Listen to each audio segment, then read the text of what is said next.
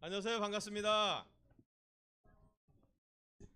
이제 가을의 끝자락에 있고 곧 겨울이 올 것 같은데 주일날 이렇게 말씀을 들어 또 하나님께 예배드리러 오신 여러분을 진심으로 환영하고 있습니다.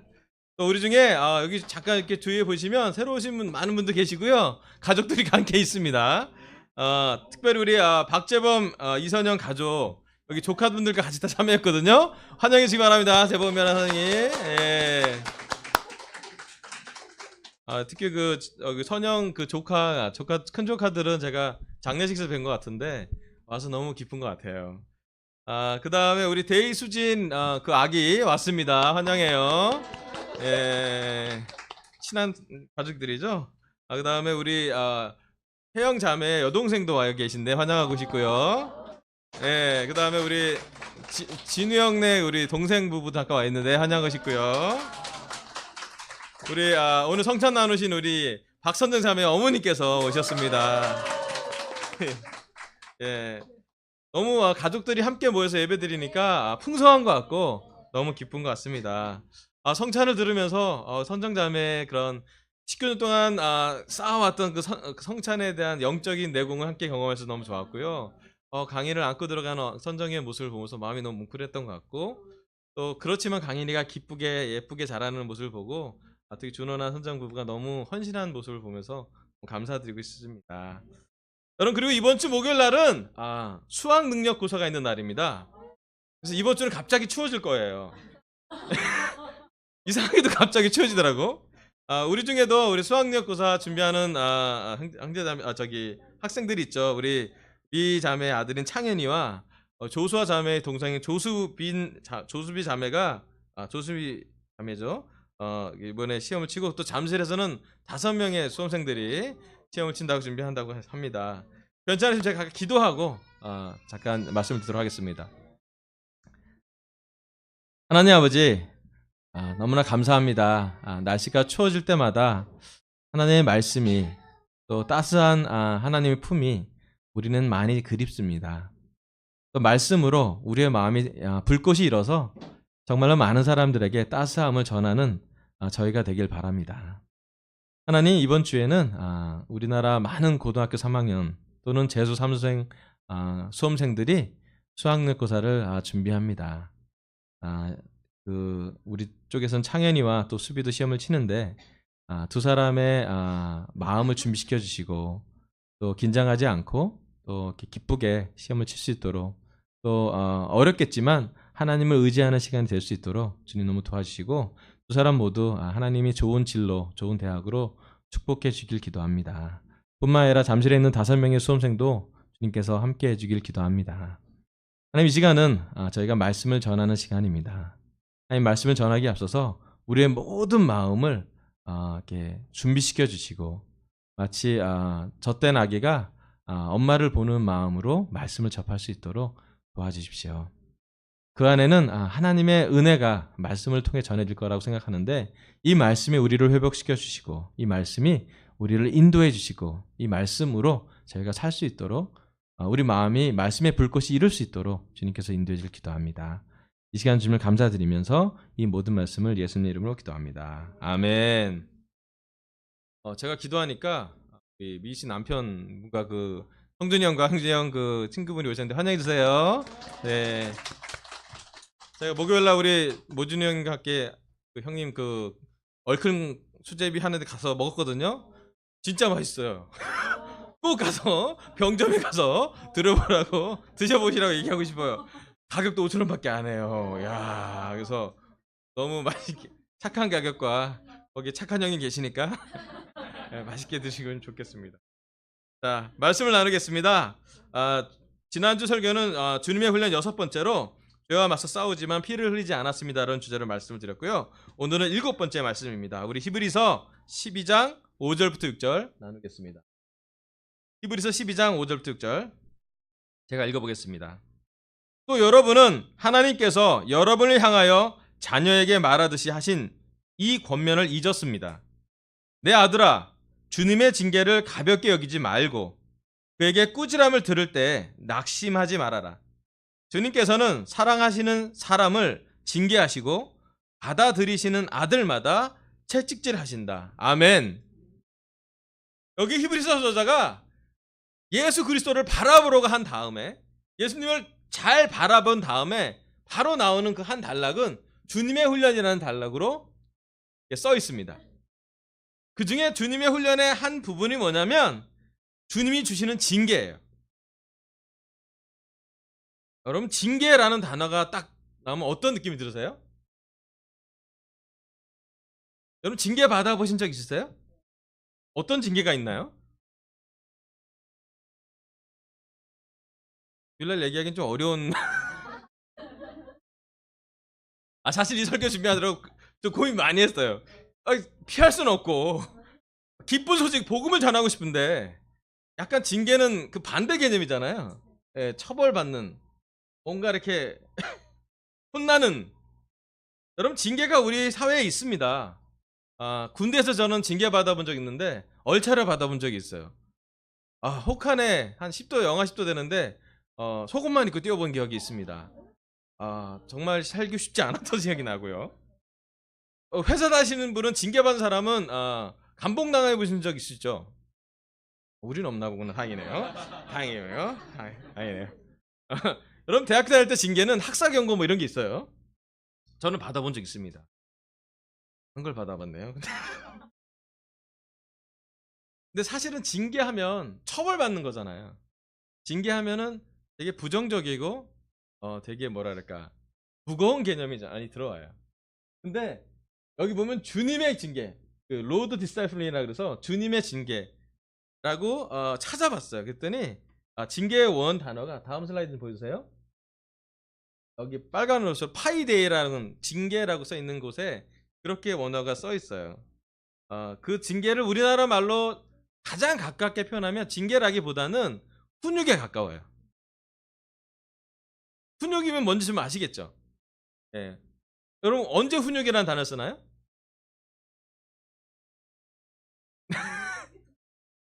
우리 훈육이라는 단어 쓸 때 주로 어린이들을 우리 애가 사회적 가치로, 도덕적으로 또는 예의에 맞게 할 수 있도록, 그 길에 어긋난 아이들을 그 길에 들어올 수 있도록 여러 가지 방법을 동원해서 가르치는 걸 의미하죠. 특별히 애들이 말을 잘 못 알아들을 때는 맴매를 하기도 하고요. 여러 가지 방법을 또 설득하기도 하고 벌을 세우기도 하고 그런 생각을 합니다. 여기 보면 하나님이 주시는 훈육이라고 주님의 징계를 이해하시면 되겠습니다. 이 라틴어로 좀 알아봤더니요, 두 가지 말이 나왔어요. 하나는 디사이플이라는 말이 나오고요, 또 하나는 디스코 나와요. 디스코. 우리 춤춘다고 하는 그 디스코가 여기서 나온 말이에요. 좀 전혀 다른 개념이에요. 춤추는 개념은 아닌데, 첫 번째 디사이플로 나오는 개념은 추종자, 복종, 가르치다라는 말의 어원을 찾아보면 권위 있는 사람에게 복종하는 것을 가르치는 것을 훈육으로 봅니다. 즉 부모나 선생님이나 권위가 있는 사람들에게 순종할 것을, 특별히 궁극적으로 하나님이죠, 또 말씀에 순종할 수 있도록 가르치는 것을 징계 또는 훈육이라고 표현할 수 있어요. 두 번째로는 디스코라는 말에 나오는 어원인데요, 그 어원을 찾으면 나는 배운다 라는 뜻이에요. 그래서 학습 원리에 충실한다고 하는 의미를 얘기할 수 있어요. 내가 어떤 것을 배우고 있고 그 배울 때 이러한 학습 원리를 통해서 배우고 있다는 것을 말할 때 여기에 말하는 디스플린, 훈계를 얘기할 수 있습니다. 즉 포괄적인 의미에 보면 도리의 이치에 맞는 행동이나 사고를 할 수 있도록 도와주는, 가르치는 것을 일련의 활동을 우리 국학자료원에서 얘기하는 훈육이라고 할 수가 있어요.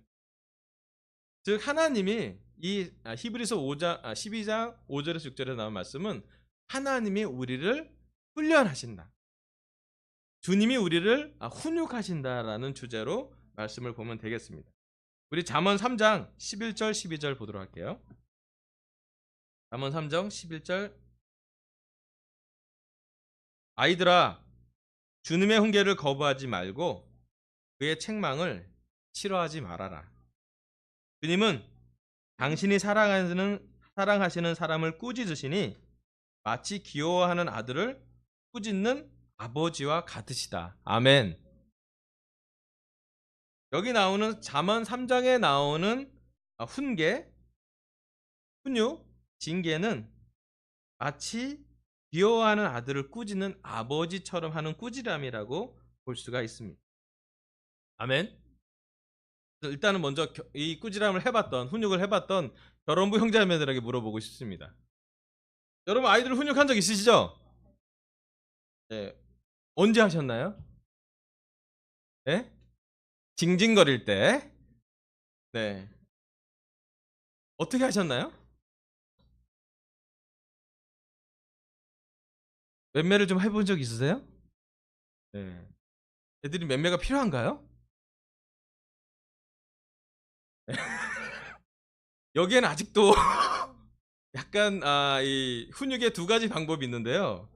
한 가지 방법은 격려 주는 거예요. 너 잘할 수 있어.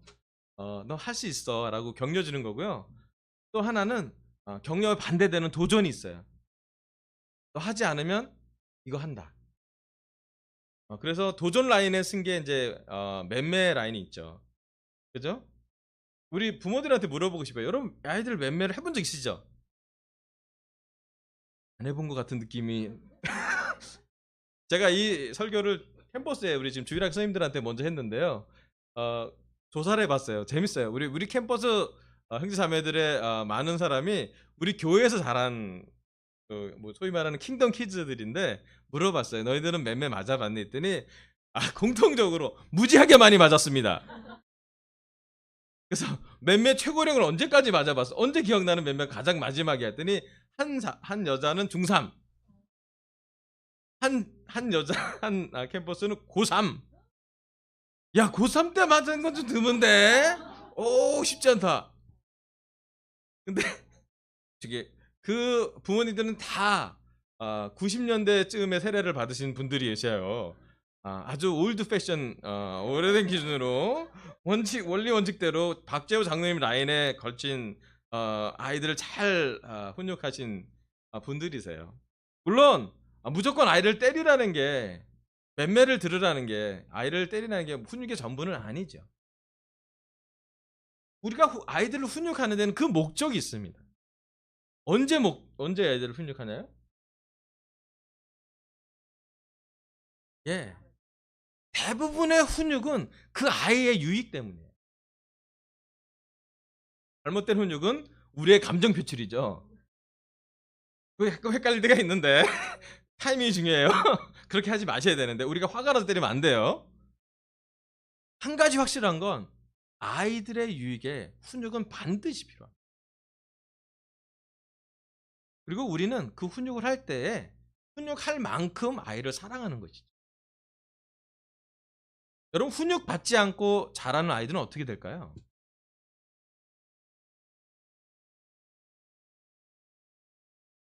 멀리서 찾지 않으셔도 돼요. 훈육 받지 않고 자란 사람들은 우리들이에요. 여러분 잘 훈육 받으셨어요? 제가 잘 훈육 받은 사람은 손에 꼽아요, 사실은. 여러분 우리가 자랄 때는 우리 부모님들이 산업 전선에 가시기 바쁘셨고 저희 어머니는 밭일 하기 바쁘셨고요. 저는 훈육이 뭔지 잘 모르고 못하면 맞았어요, 그냥. 설명을 들어본 적 별치 않아요. 일단 선주먹 후 설명했어요. 짧게. 저는 학교 가서도 맞았어요. 농업 선생님한테는 삽자루로 맞고요. 교련 선생님한테는 총자루로 맞았고요. 막 여러 선생님한테 맞았어요. 저희는 8절지에 영어를 4장 이상 써내지 않으면 일단 맞았어요. 일단 맞고 시작해. 제가 받은 훈육은 설명이 많지 않은, 그리고 뭐 이유가 잘 제가 앞뒤가 좀 안 맞는, 제일 심한 건 이게 단체로 맞는 건데 앞에 친구가 맞을 때 뒤에서 기다릴 때 진짜 미칠 것 같았어요. 아우 막. 제가 받은 훈육은 그런 훈육이었어요. 양극단이었어요. 우리 부모님은 적절하게 대화하고 왜 네가 맞아야 하는지, 맞고 나서 네가 뭘 바꿔야 되는지 설명이 많지 않았던 것 같아요. 그랬더니 우리가 이렇게 자라났어요. 어떻게 자라났나요? 예. 우리의 죄는 발달됐고요. 우리는 적절하게 교제하기보다는 좌우로 많이 쏠리는 삶을 살아요. 너무 반항대로 살던, 아니면 너무 우리 마음을 표출을 못하고 살던. 사실은 우리 아버지 어머니의 훈육의 결과가 우리라고 보시면 돼요. 그런데 과연 우리는 얼만큼 훈육하고 있는지. 훈육의 결핍은 얘기할 수 있는데, 우리 부모님들이 우리에게 주지 못했던 대화나 할 수 있는데, 적어도 우리 부모님에 대해 너무 감사한 건 우리를 먹고 살 수 있을 만큼의, 우리가 좋은 교육을 받을 수 있을 만큼의, 또는 우리 부모님 세대에서는 어마어마한 희생으로 저희를 키운 것을 기억해요. 그거는 토를 달 사람이 없을 것 같아요. 엄청난 희생으로, 엄청난 헌신으로, 엄청난 수고로 저희를 키우셨지.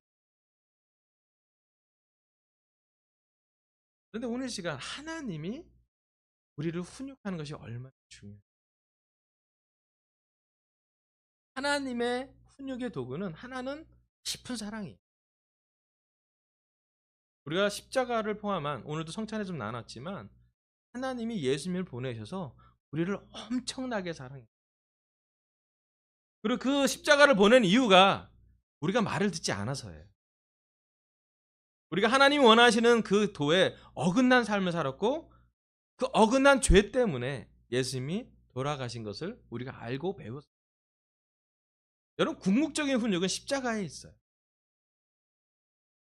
그 엄청난 사랑은 엄청난 고통을 수반하는 것도 우리가 알게 되죠. 여러분도 아시지만 우리가 지었던 죄에 대한 용서를 위해 예수님은 십자가를 지으셨습니다. 왜? 한 이유를 사랑해요. 저는 아까 성찬을 들으면서 우리 선정자매가 이렇게 강의를, 어린 강인이 이제 만 한 살 좀 넘은 그 강인이를 수술실에 데려들어서 안아서 주사 바늘을 꽂고 아이가 이렇게 마취로 갈 수 있을 때 하는 그 여정을 좀 생각. 부모로서 정말 어려운 일인 것 같아요. 아이가 이렇게 생사를 찍고, 또 어떤 면에서는 그 주사를 맞고 그런 여러 가지 수술하는 그 과정을 이렇게 생각하는 것 자체가 엄청나게 큰 엄마 아빠의 어떤 마음인 것 같아요. 뭉클하기도 하고요. 지금의 강의는 상상할 수 없는, 막 뛰어다니는 강의를 보면 상상해볼 수도 않는 그런 걸 보면서 놀랍다는 생각을. 여러분, 우리 선정 자매가 그렇게 안아서 강인이를 잘 훈육했듯이 이미 우리를 안고 계신 거 아세요? 예수님이 십자가를 달기까지 하시면서 우리를 얼마큼 사랑하신지, 얼마큼. 날씨가 추워질수록 따뜻한 것을 그리워하고 어두울수록 밝은 빛을 그리워하듯이, 이 사회는 십자가에 달린 예수님을, 왜냐면요, 이 사회에는 그러한 훈육을 받지 않기 때문에. 제가 받았던 많은 훈육 등은, 특별히 학교에서 받았던 훈육은, 또는 군대에서 받았던 훈육은 가혹한 게 많았어요. 좀 인권에 침해되는 일이 많았어요. 근데 하나님은요, 우리에게 사랑과 훈육을 함께 해주는 걸 보고, 그 접점이 바로 십자가예요. 엄청난 사랑과 엄청난 고통이 하나로 뭉쳐지고. 그럼 하나님은 우리를 귀여운 아이를 꾸지람하는 아버지로 표현하고 계세요. 좀 무섭긴 하죠, 그죠? 여러분, 하나님 하면 처벌받을 거 생각나지 않으세요? 처벌 많이 받았던 학생들이, 아이들이 그렇게 잘하는 것 같아요. 여러분, 하나님이 물론 처벌하세요. 하지만 십자가를 통해 처벌하세요. 근데 또 두려워해야 돼요. 왜냐하면 십자가를 무시하는 사람은 그 대가가 너무 커. 십자가로도 우리 마음을 바꾸지 못하면 우리나라의 이 세상에서 우리 마음을 바꿀 사람이 없어요. 그잖아요? 십자가에서도 회개하지 않는 사람은 우리는 세례 줄 수 없어요. 왜냐하면 십자가가 중심이기 때문에. 우리가 하나님을 통해 얼마나 많은 영적인 좋은 훈육을 받았는지 생각하면 우리는 감사해야 될 것 같아요. 저는 우리 교회 와서 가장 좋았던 것 중에 하나가 뭐냐면 영적으로 받는 훈육이었어요. 맨날 물어보는 게, 왕식아 네 마음은 어떠니? 마음이 어떤지 자꾸 물어봐요. 낯설게. 마음이 어떻기는 그냥 그렇지 뭐. 예. 그때 또 계속 물어봐요. 기분이 좋냐 나쁘냐, 넌 표정이 왜 이렇게 어둡냐. 이 얼굴이 어두우면 진짜 어둡다. 그래서 제가 지금 잘 웃잖아요. 훈육된 결과에. 일단 교회에 오면 웃으라고 얘기했어요. 꼭 웃어야 되는 요주 인물 박광식, 강동진, 백광현 이 3인방은 교회를 딱 들어올 때 일단 웃고 들어와. 왜 그런지 아시죠? 웃지 않으면 돼지어 보여요. 아 진짜예요. 동진이 웃지 않으면 무서워 보여 걔. 당연히 웃지 않으면 걔가 이상해 보여 얘가. 아닙니다.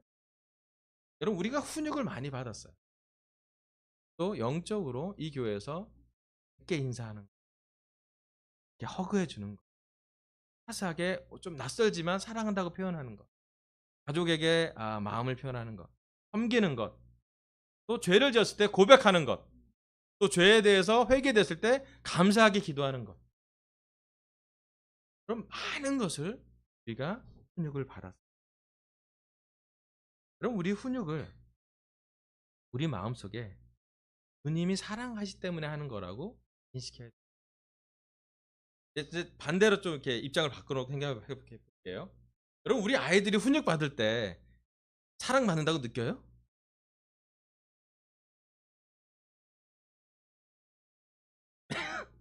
이게 중요한 질문이잖아요. 우리 입장이잖아 입장이. 우리 아이들은요 맴매 맞을 때 훈육 받을 때 사랑한다고 느끼지 않아요. 그냥 강요받을 뿐이에요. 아빠가 왜 너를 때리니? 에리야? 그 에리가 아주 기계적으로 대답해요. 많은 훈련의 결과로. 아빠가 사랑하기 때문에 때려요. 이상한 말이잖아요. 마음에도 없는 말. 마음에는 안 맞고 싶어요, 진짜로. 온 마음으로. 막 떨면서 얘기해요. 아빠 그게 아니라. 변명을 30분 얘기해요. 30분 들어줘요. 그리고 또 때려요. 에리는 30분 동안 내가 설득된 줄 알아요. 때리고 나면 요즘 안 때려요. 요즘 저기 초등학교 5학년 되려면 다른 방법을 써요. 주로 손 들고 뭐 서 있고 벽을 바라보게 하고 생각하게 하고 뭐 여러 가지가 있어요. 중요한 건 우리가 아이들로 하나님이 훈육하시는 아버지라고 하면 우리가 때로는 열심히 막 자기 생각으로 가득 차 있는 아이들처럼 우리가 받고 있는 고난과 우리가 받고 있는 어려움이 마치 하나님이 우리를 사랑하는 것이 아니라 우리를 벌주려 그런 게 아닐까? 왜 나한테는 꼭 이런 문제를 항상 주지? 나한테 왜 이기지 못할 죄를 이기라고 하나? 이렇게 생각하지만 성경 말씀을 사랑하는 사람 마치 우리가 부모의 마음처럼 우리 또한 하나님도 나중에 구절에 보면 육체의 아버지는 그들의 좋다고 생각하는 대로 훈육하지만 하나님의 말씀은 흔들리지 않고 정확하기 때문에 우리가 필요하기 때문에 하는 훈육이 전부입니다. 그럼 주님께서는 사랑하는 사람을 훈육하십니다. 아멘. 심지어 주님께서는 사랑하는 사람을 징계하시고 받아들이는 아들마다 채찍질하신다. 채찍질은 또 쉬운 단어 아니잖아. 쉬운 단어 아니죠. 주님께서는 우리에게 여러 가지 방법으로 우리가 주님을 떠나지 않을 수 있도록 주님의 말씀을 떠나지 않을 수 있도록 십자가의 사랑에서 떠나지 않을 수 있도록 채찍질을. 왜냐하면 그것을 단련을 받을 때 우리의 믿음이 더 성장할 수 있기 때문이에요. 그것을 통해서 우리가 더 마음이 성장할 수 있기 때문입니다. 아멘. 그럼 우리가 훈육 받아야 돼. 우리가 아이들을 훈육하지만요. 제일 먼저 우리 또한 훈육 받아야 될 사람이 있지 않았으면 좋겠어요. 아멘. 여러분 삶에 하나님의 훈육이 함께 있기를 바라요. 저희 삶에 여러 형태로서 하나님이 훈육 받는 것을 기억하시길 바랍니다. 아멘. 두 번째는 데살로니가 전서 2장 11절부터 13절입니다. 데살로니가 전서 2장 11절부터 13절. 여러분이 아는 바와 같이 아버지가 자기 자녀에게 하듯이 우리는 여러분 하나하나를 대합니다. 우리는 여러분을 권면하고 격려하고 경고합니다마는 그것은 여러분을 부르셔서 당신의 나라와 영광에 이르게 하시는 하나님께 합당하게 살아가게 하려는 것입니다. 3절, 우리가 하나님께 끊임없이 감사하는 것은 여러분이 우리에게서 하나님의 말씀을 받을 때에 사람의 말로 받아들이지 아니하고 실제 그대로 하나님의 말씀으로 받아들였기 때문입니다. 이 하나님의 말씀은 또한 신도 여러분 가운데서 살아 움직이고 있습니다. 아멘. 여기 사도 바울은요, 데살로니가에 머문 시간이 3주밖에 되지 않았어요. 21일, 3주 정도만 머물었는데 데살로니가 교회에 많은 사람이 제자가 되었고 그 많은 영 크리스찬들이 하나님의 말씀으로 잘 양육된 것을 볼 수가 있어요. 여러분 데살로니가 전서, 데살로니가 후서를 보면은요, 너무 잘 지내는 교회였어요. 여기 보면 아버지가 자기 자녀에게 하듯이 사도 바울은 권면하고 격려하고 경고했대요. 사도 바울이 한 사람 한 사람에게 하나님의 말씀으로 훈육한 것이 있어요. 그리고 실제로 그 말씀을 받아들이는 신도, 믿는 사람들 가운데서 살아 움직이고 있다. 오늘 설교 두 번째 포인트는요, 말씀으로 훈육받고 경건함에 이르도록 몸을 훈련합시다. 여러분 어릴 때는 우리가 훈육받을 때 특별히 미취학 아이들, 취학을 하지 그러니까 공부를 학교를 가지 않는 친구들은 맴매라는 표현을 쓸 때가 많아요. 그죠? 근데 학교 다니는 친구들한테는 맴매는 줄여야 되고 점점점 말로 훈련을 해야 되잖아요. 맞죠? 말을 잘 안 들어서 문제인데 말로 훈련을 해야 되죠. 마찬가지인 것 같아요. 우리가 영적으로 하나님께 훈육받는 것 중에 가장 중요한 것은 말씀으로 우리를 훈육하는. 근데 이것은 정말 훈련이 필요합니다. 자연스럽게 있지 않기 때문에 훈련이 필요해요. 우리 디모데전서 4장 6절부터 8절 볼게요. 디모데전서 4장 6절부터 8절. 그대가 이런 교훈으로 형제 자매를 깨우치면 그대는 믿음의 말씀과 그대가 지금까지 쫓고 있는 좋은 교훈으로 양육을 받아 그리스도 예수의 좋은 일꾼이 될 것입니다. 저속하고 헛된 꾸며낸 이야기들을 물리치십시오. 경건함에 이르도록 몸을 훈련하십시오. 몸의 훈련은 약간의 유익이 있으나 경건 훈련은 모든 면에 유익하니 이 세상과 장차 올 세상의 생명을 약속해 주십니다. 아멘. 사도 바울은 디모데에게 좋은 교훈으로 양육을 받으면 그리스도의 좋은 일꾼이 된다라고 말을 했어요. 그리고 나서 경건함에 이르도록 몸을 훈련하라고 했습니다. 아멘. 경건함에 이르기 위해서 몸이 훈련되어야 될 필요를 얘기합니다. 그리고 몸의 훈련은 약간의 유익이 있으나 경건의 훈련은 모든 면에 유익하대. 하나님이 우리한테 좀 물어보고 싶어요. 여러분 경건함에 이르도록 요즘 우리는 무엇을 훈련하고 있습니까?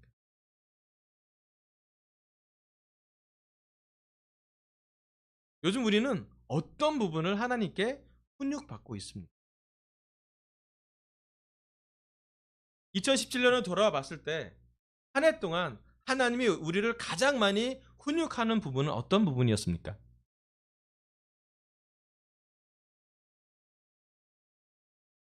저는 2017년 한 해를 돌아보며 특별히 우리 강서 여기 영등포로 미션을 오면서 가장 많은 훈련 중에 하나는 사랑하는 훈련이라는 생각이 들었어요. 여러분 우리가 강서센터에서 가장 많이 했던 것 중에 하나는 예배를 드리는 거였어요. 아멘. 예배로 모였어요. 우리가 예배 드리러 많이 모였고요. 주중예배, 주일예배로 모였고 바이블톡 하러 모였고 여러 가지 모임을 하고 거기서 하나님께 예배를 드렸어요. 아멘. 그 다음에 그만큼 많이 한 것 중에 하나가 뭐냐면 예배 후에 밥 먹었어요. 그죠? 네, 결혼부 자매들의 헌신을 통해 결혼부 형제들의 헌신을 통해 우리가 오늘 예배 끝나고도 밥 먹을 거예요. 근데 그걸 통해서 우리가 무엇이 좀 늘었나 생각해 보면 함께 식사하며 교제를 했고요. 결혼부, 청년부, 우리 캠퍼스, 심지어 주일학교까지 인 같이 좀 교제할 수 있는 그런 시간이 되던 것 같아요. 우리가 예전에는 결혼만 따로 모이고 청년부만 따로 모인 적도 있고요. 교회가 한 7년 정도 그렇게 했어요. 그랬더니 서로 잘 연결하기가 좀 어렸어요. 오전, 오후 예배했는데 연결되기가 좀 어려웠던 것 같아요. 좋았던 것도 있지만 또 어려운 것도 있었죠. 그런데 저희가 이 작은 한 50명 정도 되는 우리 예배를 드리고 난 다음에 식사를 함께 하면서 우리는 서로 알아가고 서로 밥을 먹고 서로 교제하는 것을 많이 했습니다. 제가 강센터에서 가장 많이 경험했던 거는 서로 알아가고 서로 친해지고 서로 사랑하려고 노력하는 모습들이었어요. 너무 좋아요. 내가 강선생를 제일 자랑스럽게 하는 게 생각한 것 중에 하나가 뭐냐면 서로 사랑하려고 노력하는 모습을 봤을 때 누가 먼저 다가가려고 그러고 또 자발적으로 서로 섬기려고 하고 뭐가 필요가 있다면 누구 생일이라면 많은 문자를 보내고 그런 모습이 따뜻하게 느껴지는 것이 너무 많아. 우리 강선태가 그런 부분 너무 좋은 것 같아요. 또 그런 결과로 많은 그 사람들이 성경을 공부하고 있고 그리고 우리 중에 세례도 나왔어요. 아멘. 아멘. 너무 좋은 것 같아요. 자, 그럼 우리 강센터가 어느 방향으로 더 갔으면 좋을까 하나님한테 물어보면 좀 더 깊어져야 될 부분 중에 하나가 뭐냐면 말씀으로 훈련하는 거. 여러분들 한번 여쭤보고 싶어요. 여러분 올해 작년보다 성경을 더 많이 읽으셨습니까?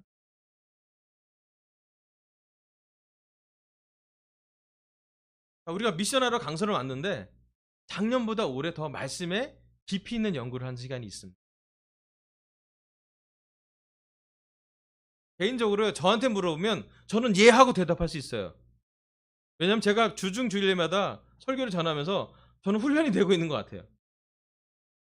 저만 훈련하는 것 같았으면 아쉽긴 하지만 훈련이 돼요. 근데 저한테 되게 중요해요. 말씀을 전하기 전에 말씀대로 살 수 있도록 저한테 실험해보고 우리 가정에게 실험해보고 좋은 훈련이 된 것 같아요. 그런데 한 가지 더 부탁드리고 싶은 건 우리가 서로 말씀대로 살 수 있는지 살고 있는지 또는 말씀으로 가는 훈련이 우리한테 필요한 것을 아는 것이에요. 여러분 경건함에 이르도록 우리 몸을 훈련하라고 말씀을 나와 있습니다. 되게 놀라운 건 뭐냐면 말씀에 위력이 있는 것이에요. 여러분 믿지 않는 사람도 성경을 공부하고 나면 어떻게 되나요? 보이지 않는 하나님을 믿게도 되고요. 십자가를 공부하고 나서 죄를 공부하고 나서 회개하게 되고요. 또 믿어서 세례를 받는 그런 시간들이 아멘. 여러분 믿지 않는 사람에도 성경을 그렇게 꾸준히 공부하면 마음이 바뀌어요. 있는 마음으로 바뀌고 사랑하는 마음으로 바뀌고 십자가를 마음의 중심에 둘 수 있도록 노력하는 것을 볼 수 있어요. 그렇다면 믿는 우리들은 어떤 말씀이 필요한지 또는 얼마나 더 깊은 교제가 필요한지 말씀의 영적인 말씀으로 경건함에 이르도록 훈련한 것이 얼마나 필요한지 경험했으면 좋겠어요. 믿는 우리들이 말씀을 지속적으로 보고 말씀에 순종하면 그러한 순종 때문에 하나님은 우리에게 영적인 많은 기적을 주실 거라고 저는 믿어요. 아멘. 또 오늘 특별히 우리 교회를 방문하신 분들에게 말씀드리고 싶어요. 여러분 성경을 읽어보세요. 성경 공부는 천천히 해도 되는데요. 성경을 먼저 읽어보기 시작하라고 부탁하고 여러분 성경책이 필요하면 제가 사드릴게요. 저한테 오세요. 언제든 성경책을 드릴 마음의 준비가 돼 있어요. 왜냐하면 하나님이 그거 되게 기뻐하실 거라고 생각이 들어요. 제일 먼저 교회로 온 건 너무 좋은 일이고 교회에서 예배드리고 말씀드리는 건 너무 좋은 일인데 더 좋은 일은 뭐냐면 여러분이 집에서 성경을 읽어보는 거예요. 그게 여러분한테 더 큰 자극을 줄지도 몰라요.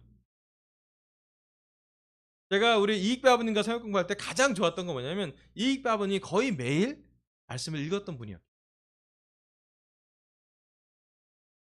아버님이 그 말씀에 줄을 쳐가시면서 그 전장을 읽고 후장 기억이 안 나면 다시 전장을 읽는지는 한이 있더라도 말씀을 노력해서 읽는 것을 보면서 저는 새벽금과 너무 감동이었어요. 왜냐면 받아들이려고 노력하는 아버님의 마음이 훈련이 있었기 때문이에요. 한번 아팠던 사람이 재활하려면 재활 훈련이 되게 어렵습니다. 그죠? 그리고 뭔가 영적이고 좋은 가치를 얻으려면 영적인 훈련이 고통을 수반해요. 그럼 지금 평창 이 올 겨울에 메달을 따려고 하는 선수들이 있겠죠? 전 세계에 있겠죠? 우리나라로 불과 몇 개월에 3개월이면 몰려올 거예요. 그들이 지금 무엇을 하고 있는지 엄청나게 훈련하고 있을 거예요. 아마 훈련량이 한 3개월 전에 거의 극대화될 때쯤이에요. 여러분 이번 주에 시험을 치는 수능고사 치는 친구들은 그 시간 하고 있을 거예요. 항상 수능 날은 추우니까 올해도 어김없이 수능 날 예고된 날씨를 봤더니 영하 1도래요. 그날은. 이번 주 목요일이에요. 뭔가 준비할 것 같아요. 그리고 우리한테 좋고 아름답고 특별한 대부분의 가치는 훈련을 통해서만 얻을 수가 있어요. 아멘. 하나님은 우리가 인생을 사는 동안 훈련 받기를 원하세요. 특별히 영적인 훈련을 받기를 원합니다. 아멘. 그래서 여러분 우리 모두에게 함께 도전을 드리고 싶어요. 권면하고 싶어요. 어떤 거냐면 우리도 일정 시간 성경 말씀 읽으라고 부탁하고 싶어요. 아주 기초적인 도전인데요. 아주 중요해요. 일정 시간 가능하시면 성경을 공부하는 시간을 가지시면 좋겠어요. 여러분이 연구해 보시기도 하고 또 잘 모르시면 여러분 주위의 사람들에게 이런 말씀을 좀 가르쳐 달라고 서로 같이 공부하자고 제안도 해보시고 또 우리 결혼부 형제자매들은 자녀 양육에 대해서 서로 마음을 나누면서 말씀에 대해서 연구도 해보고 그런 우리 실생활에 필요한 것을 말씀으로 연구해 봤으면 좋겠어요. 제가 제 스스로 가장 저스로 자발적으로 훈련했던 게 뭐냐면 우리 아내와의 부부싸움이에요. 자주 있지는 않아요. 근데 저희가 싱글 때 우리 아내랑 사귈 때 몇 번 싸웠어요. 좋았던 건 뭐냐 왜 싸운지 파악하는 거였어요. 그리고 그 파악하다 보니까 패턴이 나와요. 나와 아내는 이럴 때 꼭 싸우더라.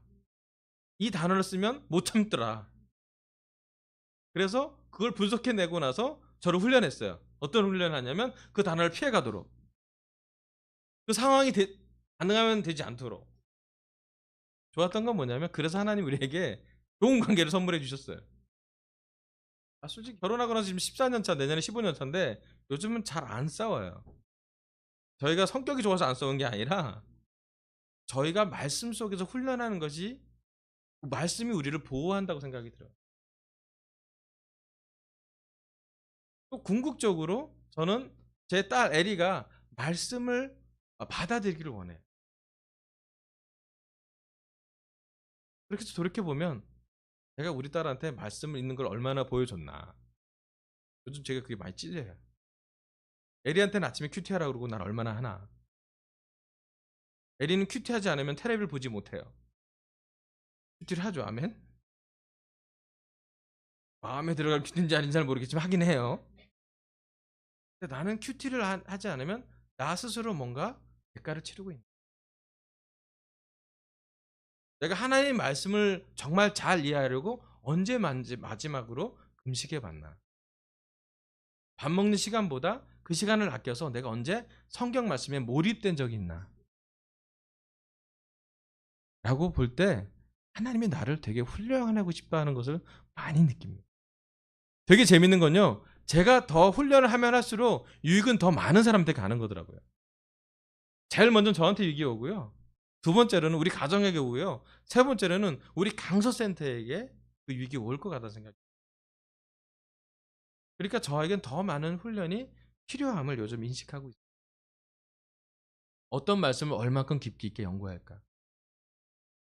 단단한 음식, 그 양질의 고기 같은 그 음식을 전하려면 내가 얼마큼 저 스스로를 깎아서 훈련해야 될지의 그 대가, 그 싸움. 일주일의 일정 중에 내가 가져오는 시간 싸움. 눈에 보이지 않지만 여러분이 다 볼 수 없지만 그 시간이 나한테 얼마나 중요한지 저한테는 많이 훈련이 되는 시간이에요. 감사하게도 이번 주에 우리 박재호 장로님 부부랑 설교를 들은 적도 있고요. 어제는 공항으로 제가 잠깐 라이드를 해드리면서 여러 가지 많은 좋은 조언과 대화를 했어요. 너무 감사한 건 뭐냐면 제가 훈련 받기를 원하는 만큼 더 많은 걸 주시더라고요. 더 많은 조언을 더하고 마치 차에서 그 되게 빨리 달리는 차에 1시간 남짓 다는 그 시간에 여러 가지 우리 강수센터에 필요한 게 이런 게 있고 저런 게 있고 일꾼이 필요하고 막 이런 게 얘기했더니 강수야 천천히 얘기해라. 나 지금 빨리 가고 있다. 너 지금 되게 좋았어요. 그리고 그것만뿐만 아니라 지속적으로 우리가 어떻게 말씀으로 우리를 서로 훈련할지에 대해서 많은 것을 보게 되었어요. 한 가지 저한테 받았던 조언은 더 많은 스승을 두라는 거였어요. 내 삶에 많은 스승이 필요해요. 여러분 우리 삶에도 말씀으로 훈육했습니다. 우리 아이들도 말씀으로 훈육했습니다. 우리 서로에게도 말씀을 나눴으면 좋겠어요. 특별히 여러분 제자 부부라면 믿는 사람의 부부라면 여러분 남편과 아내에게 여러분이 배우는 것을 나눌 수 있길 바랍니다. 그리고 그 말씀으로 살 수 있도록 하루를 살 수 있도록 기도했으면 좋겠습니다. 아멘. 오늘 하나님 저의 입술을 통해 주님이 주시는 훈련 7번째 말씀을 하게 됐어요. 히브리서 12장 5절 6절에 보면 주님의 징계, 주님의 훈육이 나와 있습니다. 첫 번째, 주님께서는 사랑하는 사람을 징계, 훈육하십니다. 여러분 우리가 훈육 받을 때 고통스럽지만 그것이 하나님의 사랑임을 기억하길 바라고 믿기를 바랍니다. 사랑하는 사람들마다 채찍질 하신답니다.